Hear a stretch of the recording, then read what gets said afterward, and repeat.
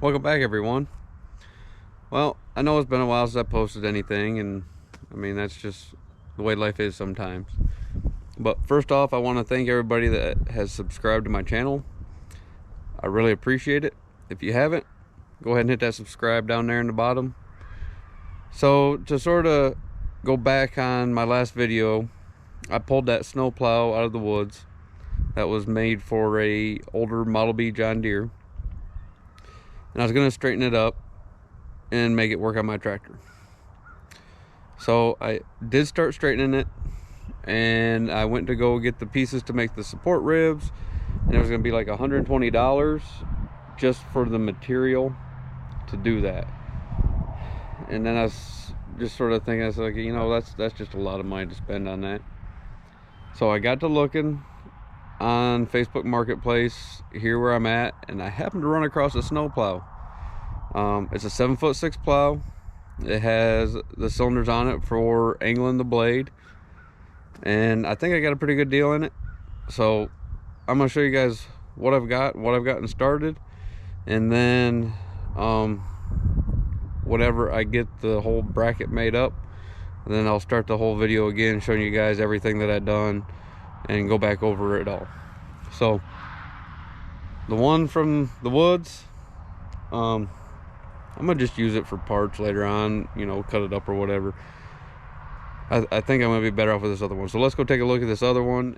So here's the plow I picked up. Like I said, it was a 7'6" Meyer plow. I think I got a good deal in it. It does have the cylinders on it that I'll be able to use my third function to make these work.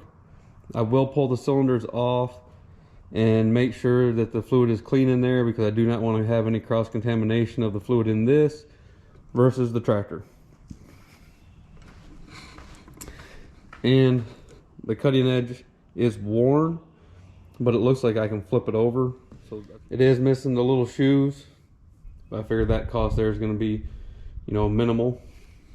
You want to know what I give for that plow? 40 bucks. I just happened to run across somebody that was moving to Florida, and they were wanting rid of it. They didn't want to haul it to Florida, so it works for me. Now I'll sort of show you where I'm going at with this here. I'm trying to get this thing mounted to the tractor.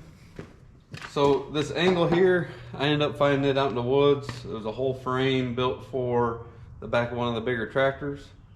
It actually had some category 2 pins in it that I was able to cut and use for putting it here on the bottom of the loader. I ended up making these brackets. Ended up using a piece of pipe for this radius part, and these straight edges were leftover pieces from the piece of metal I bought for building the bracket for the third function valve. So I've already got the bottom in place, got the pins in place on that. I've got this one here already secured. I've got to cope out the other piece of angle to go on this other side, and then once I get that set, then I'll figure out how high I want to come, and I'll cut it off, and then I'll end up finishing the supports out, and then we'll get that on here. I think I'm gonna be happier with this setup. I mean, 40 bucks for that scrap metal that I found out in the woods.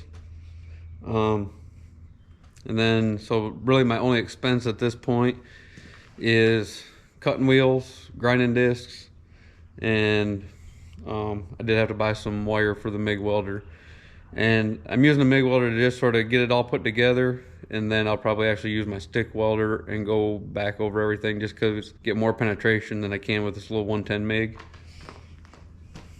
So that's that. Next weekend, or let's see here, it's gonna be this weekend coming up.